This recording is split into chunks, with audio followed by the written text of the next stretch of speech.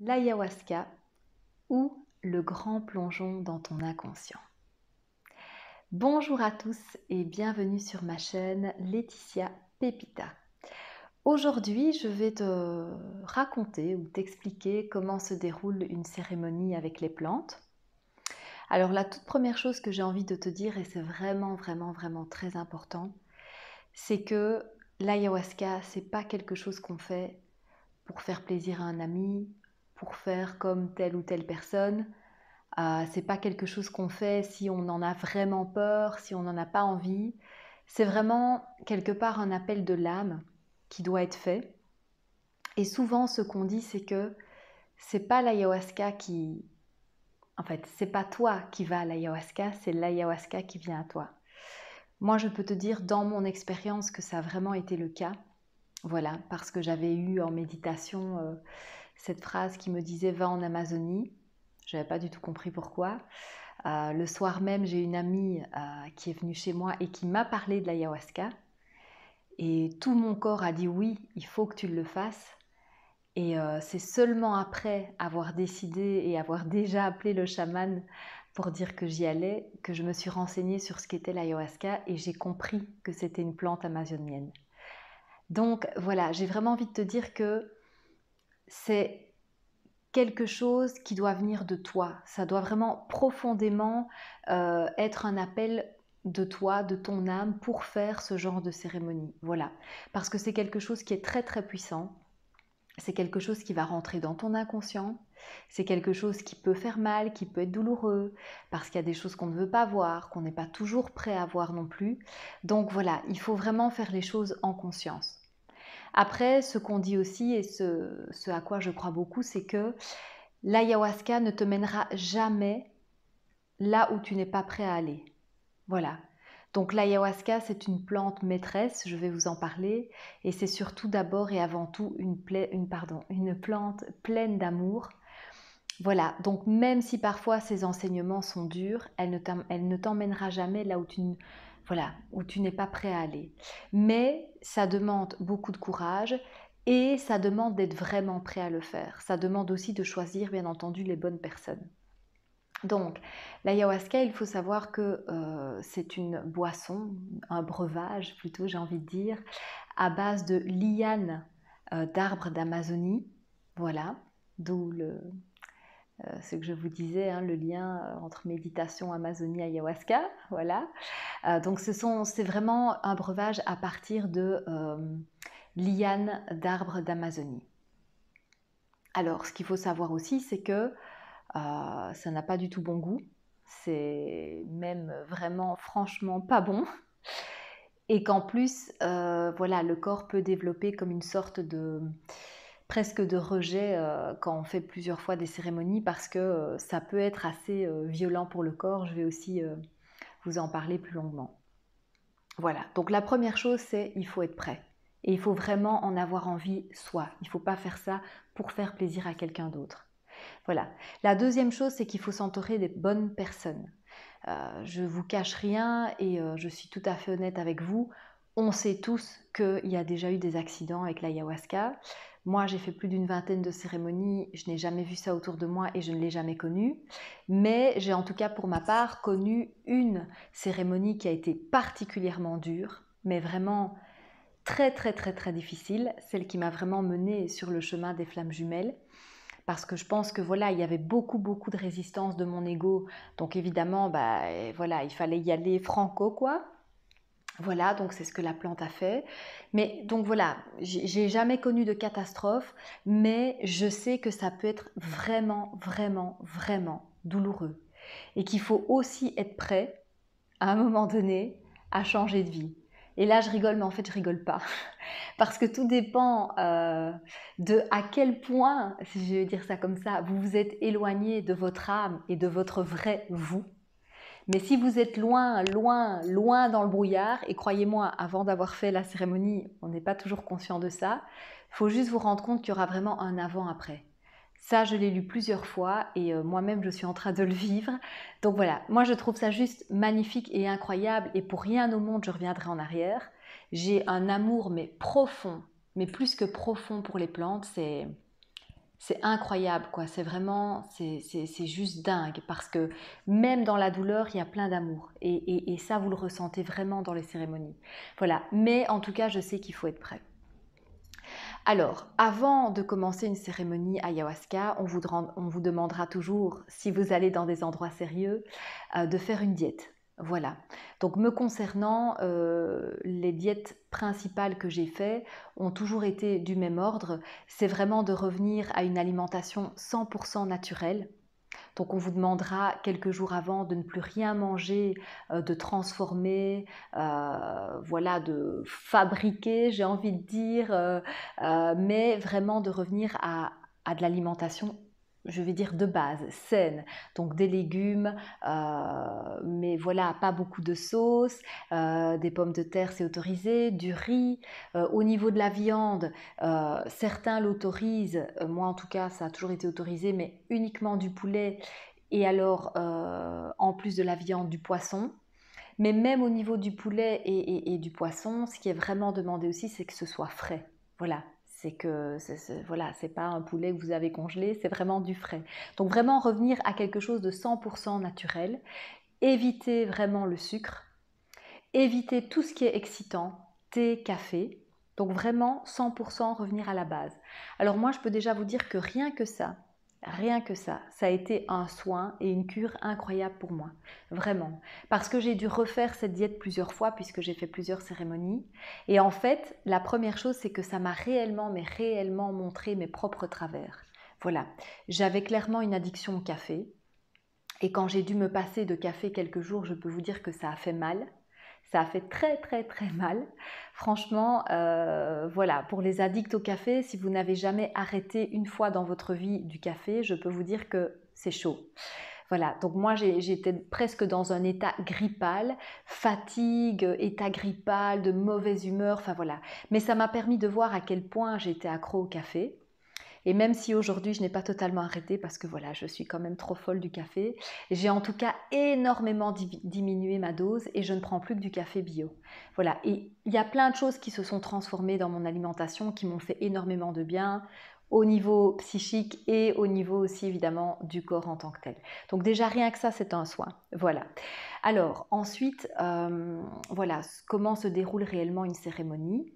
Donc au début, souvent, en tout cas, j'ai envie de dire, la plupart du temps, on essaye vraiment que vous soyez dans un endroit pratiquement noir, ou presque, hein, voilà. Généralement, donc, il y a évidemment un chaman, ça c'est pas généralement, c'est toujours, il y a un chaman, hein, donc celui qu'on appelle le guérisseur, voilà. Et généralement, le chaman est entouré de musiciens. Donc ça, c'est juste incroyable parce que pendant la cérémonie, vous allez avoir des chants, vous allez avoir de la musique, voilà. Et ça va être sublime parce qu'en général, ça se marie pas parfaitement bien au voyage intérieur que vous allez faire. Voilà, parfois ça apaise, parfois ça accentue, voilà, la tristesse ou la joie, mais en tout cas, c'est un plus énorme. Voilà. Donc, au départ, le chaman va faire venir, à chacun à son tour, venir prendre de cette boisson, de l'ayahuasca ou d'autres plantes, hein. Moi, j'ai essayé plusieurs plantes, voilà.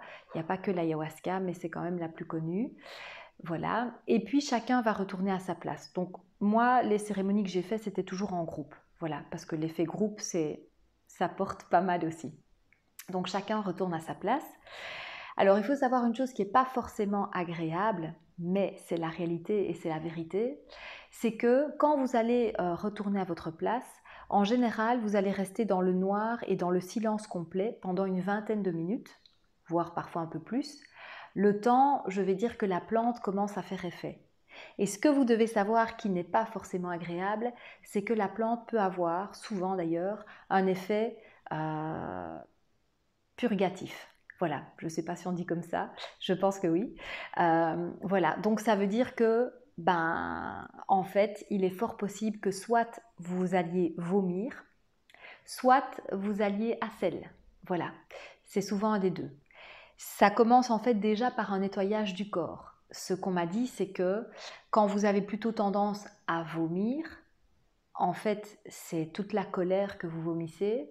Et quand vous avez plutôt tendance à aller à sel, c'est plutôt toutes vos peurs qui s'en vont. Alors, après, ça n'arrive pas forcément tout le temps. Et il y a des personnes à qui ça n'arrive même jamais. Mais c'est une réalité qu'il faut prendre en compte. Et c'est pour ça aussi que la diète est importante. Parce qu'évidemment, plus vous avez nettoyé votre corps de toutes ces toxines, voilà, de toutes les crasses, excusez-moi, que vous avez bien respecté le jeûne. Hein, généralement aussi, le jour de la cérémonie, si vous faites une cérémonie à 20 heures, on va vous demander de ne plus manger à partir de 14 heures. Donc tout ça, c'est important aussi pour éviter, évidemment, d'avoir un excès. Maintenant, rassurez-vous aussi, quand on vomit, c'est presque, j'ai envie de dire, un vomi énergétique. Bien sûr, il y a quelque chose qui sort, mais c'est pas tout votre repas, d'accord? Sauf si vous avez vraiment, sauf si vous avez vraiment mangé une heure avant. Mais voilà, dans le principe, ne vous attendez pas à vomir de la nourriture, c'est pas ça, hein. Mais il y a vraiment déjà un effet, voilà, de purger l'organisme. Alors, une fois que l'organisme est purgé pour certains, d'autres n'auront pas eu besoin de passer par cette phase, et ben vous allez tout doucement commencer à rentrer dans cet état de conscience modifié. Alors pour certains, ça va se faire après une coupe d'ayahuasca. Pour d'autres, eh bien, ça prendra un peu plus de temps et donc généralement le chaman, donc le guérisseur, va proposer un premier tour, un deuxième tour, un troisième tour. Bien entendu, tout ça est espacé dans la nuit. Hein, voilà. Donc, quand l'état de conscience modifié commence, là, j'ai envie de vous dire, chacun sa merde. Non, mais ce que je veux dire par là, c'est que je ne peux pas vous dire comment vous allez réagir. Je peux juste vous dire ce qui se passe généralement pour la plupart des gens. Donc, il y en a qui ont des visions, et ces visions peuvent être parfois absolument magnifiques. C'est vrai que souvent, ce qui revient, ce sont toutes des couleurs, mais aussi une forme de serpent, vraiment, de serpent coloré qui apparaît. C'est pour ça que si vous commencez voilà, à lire et à vous intéresser à l'ayahuasca, vous verrez que c'est souvent représenté aussi par un serpent, par plein de couleurs, vraiment des couleurs vives, etc. Donc voilà, ça c'est pour les gens qui sont très visuels.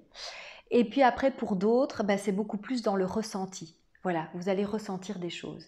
À partir de maintenant, je vais vous parler de mon expérience parce que je ne peux pas parler de celle des autres. Moi, personnellement, la première rencontre avec la plante, c'est vrai que j'ai eu des visions, des couleurs. Voilà, donc c'était très très beau. Mais dès cette première cérémonie, moi, c'était aussi beaucoup, beaucoup, beaucoup dans le ressenti. Et alors, une chose que j'adore, parce que pour moi, c'est le signe que, en fait, je commence à être envahie par la plante et par tout son amour, c'est que généralement, j'ai l'impression de sentir vraiment qu'elle prend possession de moi. Je ne sais pas vous expliquer, parce que même quand je dis prendre possession, c'est peut-être un terme pas si juste que ça, parce que ça peut être péjoratif, mais c'est vraiment je commence à sentir dans tout mon corps qu'elle est là en fait, qu'elle est là, qu'elle est en moi, que le travail commence à se faire et c'est toujours en douceur et c'est toujours beau et voilà. Et moi j'adore, enfin voilà, j'ai un amour infini pour les plantes, pour tout ce qu'elles m'ont enseigné, pour tout l'amour que j'ai reçu dans ces cérémonies, donc bon voilà. Donc c'est souvent comme ça que ça commence chez moi. Et puis alors après, chez moi c'est à la fois des visions, et en même temps beaucoup, beaucoup, beaucoup de compréhension quelque part dans le mental. C'est vraiment comme si la plante m'enseignait les choses. C'est comme si elle me faisait voir certains aspects de ma vie, mais d'une autre façon. Voilà, des blessures que j'ai avec telle ou telle personne, elle m'enseigne, elle me montre que c'est pas forcément comme ça, ou bien que c'est plutôt comme ça que je devrais faire. Mais encore, j'ai pas les mots, j'ai vraiment pas les mots parce qu'il faut vivre cette expérience. Ce que je peux juste vous dire, c'est que moi j'ai reçu des enseignements, mais qui sont juste incroyables et des choses que voilà je peux pas avoir trouvé moi toute seule, ou alors en tout cas c'est mon âme, c'est quelque chose de très très profond, mais c'est pas mon mental et c'est pas Laetitia là qui vous parle, c'est vraiment des choses voilà, c'est pour ça que moi j'ai envie de vous dire, et j'assume ce que je dis, parfois une séance d'ayahuasca, ça vaut 10 ans chez un psychologue, quoi. Vous comprenez? Parce que ce que moi j'aime beaucoup, en fait, dans cette médecine, c'est que c'est vous le maître à bord. C'est-à-dire que ce soit votre inconscient, que ce soit effectivement cette plante, que ce soit l'enseignement de la vie, en fait, tout vient de vous. C'est pas quelqu'un, entre guillemets, de l'extérieur qui va venir apporter son regard sur vous. Non, ça vient de l'intérieur. Alors, croyez-moi bien, j'ai beaucoup, beaucoup, beaucoup de respect pour les psychologues et je remercie ceux que j'ai été voir. Ils m'ont beaucoup aidé sur mon chemin. Mais ce que je veux juste dire, c'est que moi, personnellement, dans mon évolution, je suis arrivée à un stade où j'ai envie que les choses viennent profondément de moi. Parce que je connais mes blessures, je sais ce qui me fait mal. Alors après, je ne sais pas toujours comment les gérer, je ne sais pas toujours d'où ça vient, je ne sais pas toujours pourquoi c'est aussi souffrant. Mais ce que je veux dire, c'est qu'il n'y a personne d'autre que moi, en fait, qui peut savoir parfois à quel point ça fait mal. Et d'avoir cet enseignement par soi-même, en fait, par une partie plus élevée de soi, par l'âme, par la vie, par la spiritualité, par cette plante, eh ben, j'ai vraiment l'impression de recevoir quelque chose de totalement personnalisé et que c'est pas possible qu'un regard extérieur, en fait, m'amène autant de clarté sur qui je suis à l'intérieur. Et ça, pour moi, c'est juste incroyable en fait, c'est vraiment incroyable. Et je vous dis, même dans les moments les plus douloureux, parce qu'il y en a eu, hein, croyez-moi, il y en a eu, vraiment. Après cette cérémonie qui m'a révélé que j'étais sur un chemin de flammes jumelles, j'ai fait une dépression consciente, c'est comme ça que je l'appelle, de 6 mois. Toute ma vie a été remise en question, c'était du branle-bas de combat, c'était d'un jour à l'autre, des croyances que j'avais, que je pensais être pour la vie, ont vraiment basculé. Donc il faut être prêt à ça. Mais même dans les enseignements les plus durs, c'est plein d'amour. C'est plein d'amour parce que c'est toujours une question de guérison. C'est toujours une question de guérison. Pour moi, les personnes qui sont vraiment sur un chemin spirituel, je pense qu'on a tous en commun 2 choses. C'est qu'on a besoin de guérir. On a vraiment ce besoin et ça vient de l'âme en fait. C'est vraiment, on est là pour travailler sur soi, on est là pour guérir et on est là pour aider les autres. Voilà. Et toutes les cérémonies que j'ai faites m'ont en fait permis vraiment d'être sur ce chemin. Voilà, donc j'espère que mon témoignage vous aidera peut-être si vous aviez des questions, si vous posiez des questions par rapport à ces cérémonies chamaniques avec les plantes. En tout cas, voilà, moi je vous aime énormément et je vous fais plein de bisous. Ciao, ciao!